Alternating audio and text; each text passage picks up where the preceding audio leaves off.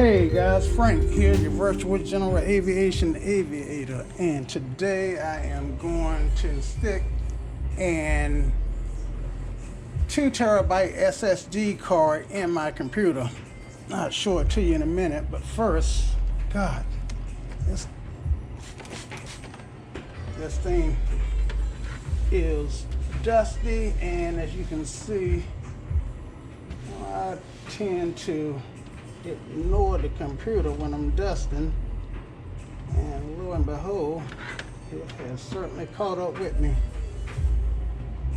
So I can take this opportunity to remove some of this dust, and probably wouldn't be a bad idea for me to kill the power on it. So let me do that, and see if I can't vacuum out a little of this dust. What the dust does is it could make the computer overheat needlessly. So I don't have any canned air, and it may not be a bad idea to go get some. But first, let's see what we can do with the vacuum cleaner. So, cover your ears.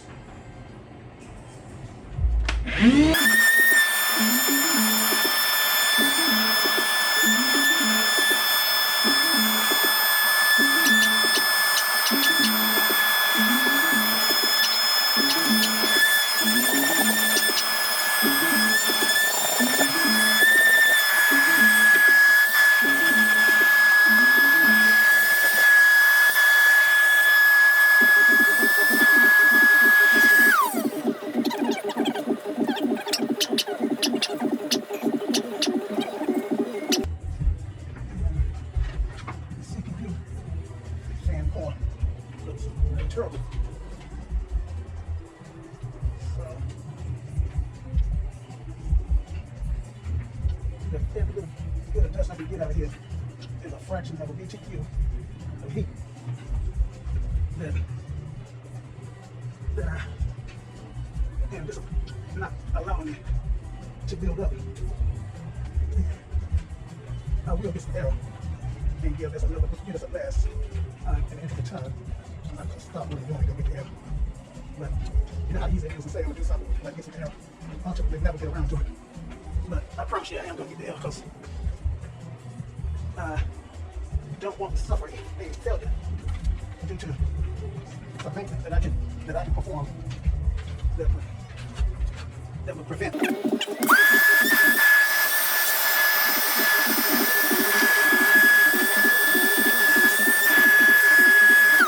That's a little better.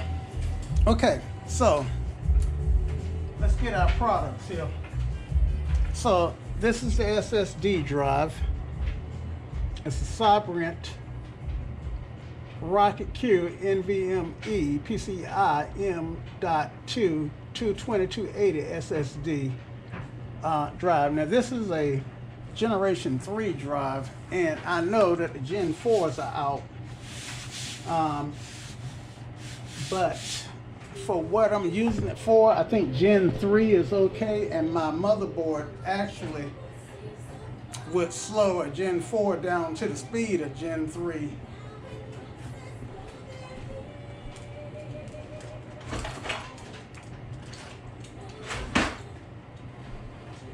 Just get a knife to open it up. Also, by the time I get around to replacing the computer with another motherboard, who knows, there may be a Gen 5 or 6 USB, or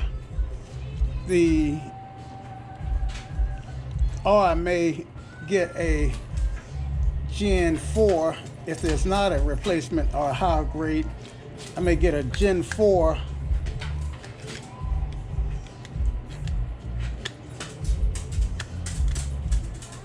SSD with the new motherboard, you know, at the same time I buy the motherboard. And that way,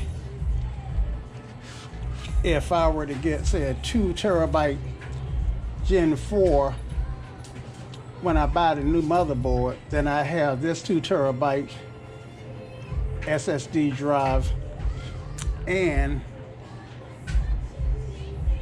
I would have, there's a drive there, and I would have this 1 terabyte SSD drive that's packed in here somewhere.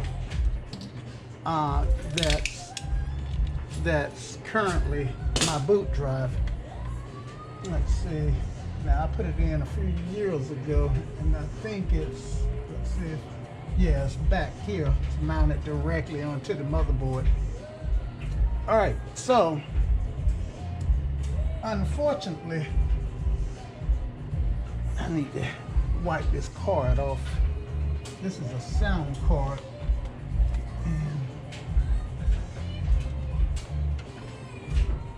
Now, there used to be a time when I wouldn't recommend putting a rag inside your computer because the rags carried a lot of static electricity, and all that static electricity could be transferred to the component and cause it to immediately fail or prematurely fail.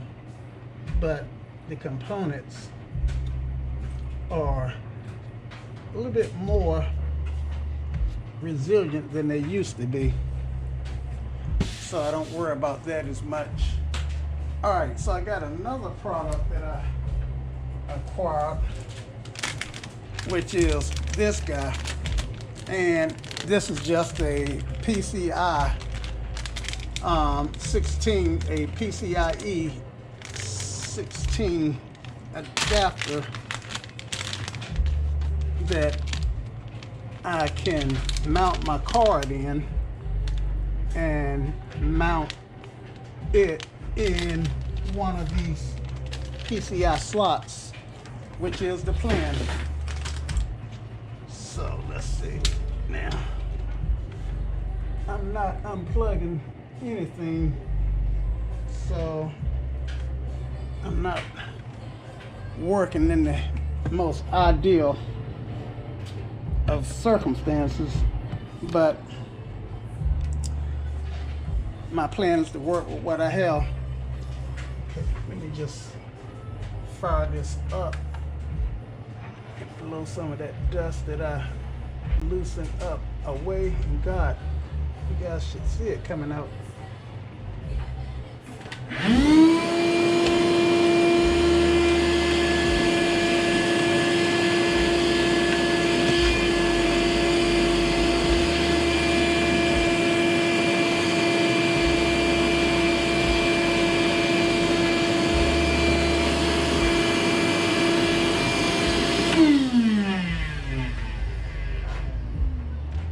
Shut her back down.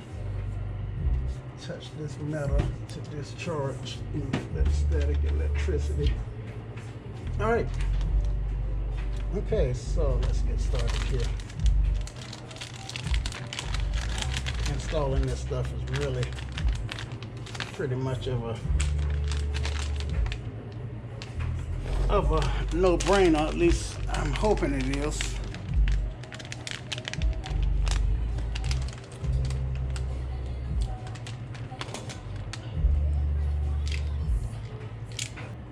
There's a key right here, and so you can't mount this wrong. And stick it in and drop a screw in it. So you should get a screw.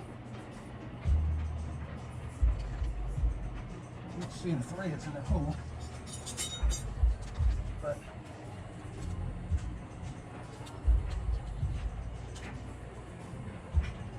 it goes this way.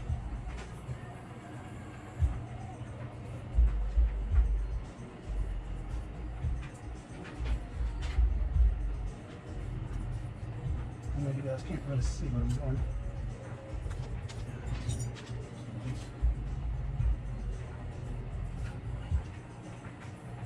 Now I'm not reading the directions. So I'm doing what I think makes sense. All right, so I got that in. Now, I imagine the gold part goes on the same side that the other gold is on, so that's the reason why I put the screw in from the bottom. And now I need to make sure I put this in a PCI 16 slot. So let me get my flashlight and stick it in there and make sure that I'm putting it in the right slot. So I've got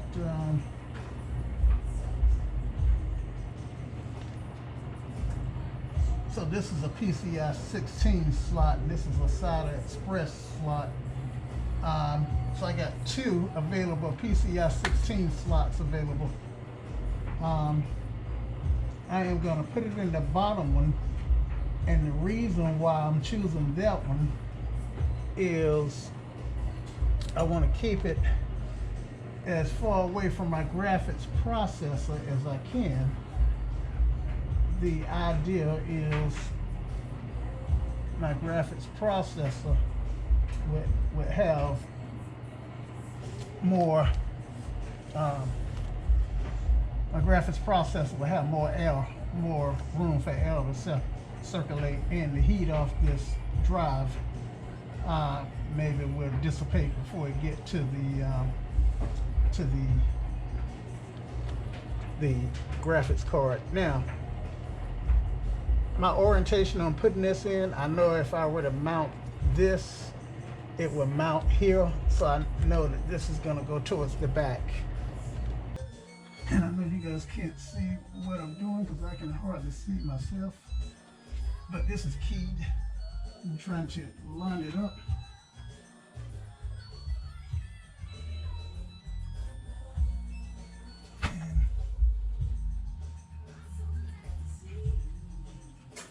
Okay, and it's in. All right, so I'm gonna fire the computer and see if it gets recognized. So let's plug it back up first, and let's see if it sees the drive. Okay, so I've got this drive. Now this could be the boot drive. I'm not sure. I'm just waiting on it to go through the post process.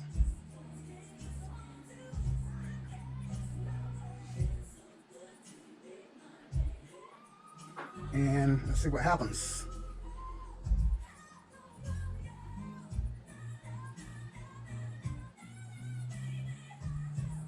Okay, here come Windows. Now I still need to go back through the post process and make sure that that drive is set up as an MVE drive and not a SATA drive.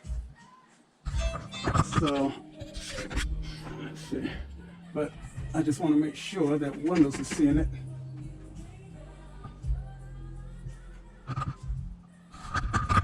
All right, so let's go here, right click on it, and let's go to disk management.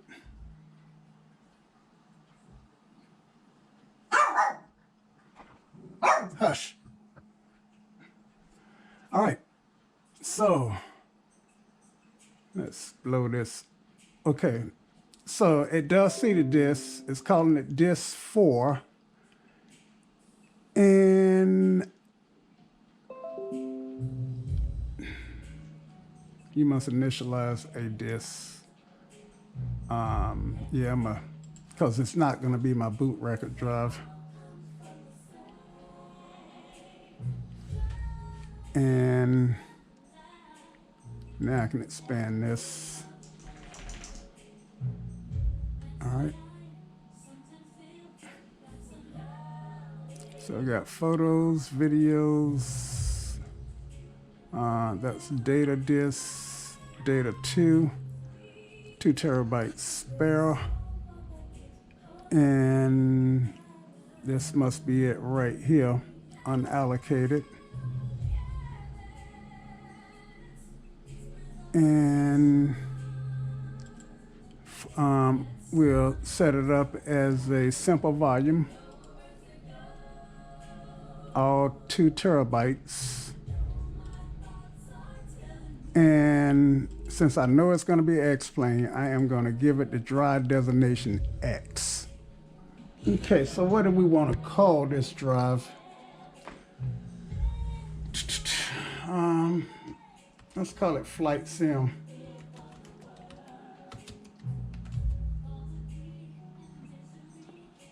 And we'll do a quick format on it. And finished. All right. So now I've got Flight Sim X. All right, cool. So one thing I thought about was just copying X-Plane to the new drive and trying to fix it. But that would defeat giving you guys the opportunity to see me rebuild X-Plane from scratch. Let's see how much space X-Plane is taking up. Now this is just X-Plane. I hope you can see this, but that's counting up. I can pick up some stuff off the floor, I think.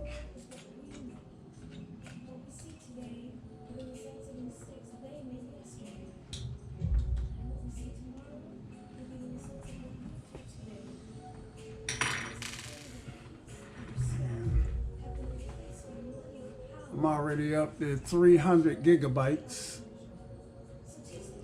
and that's just what I've got in X-Plane.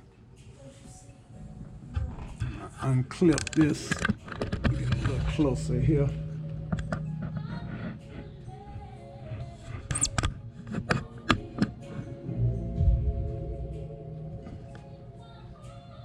So I'm up to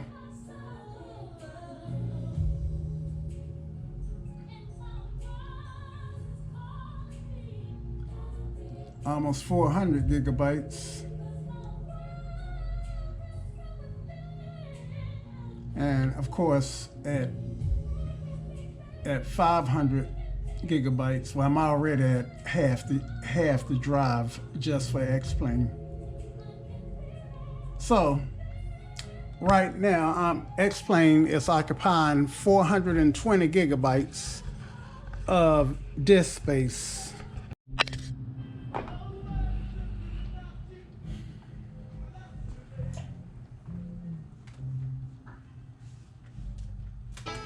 Y'all come back now, dear.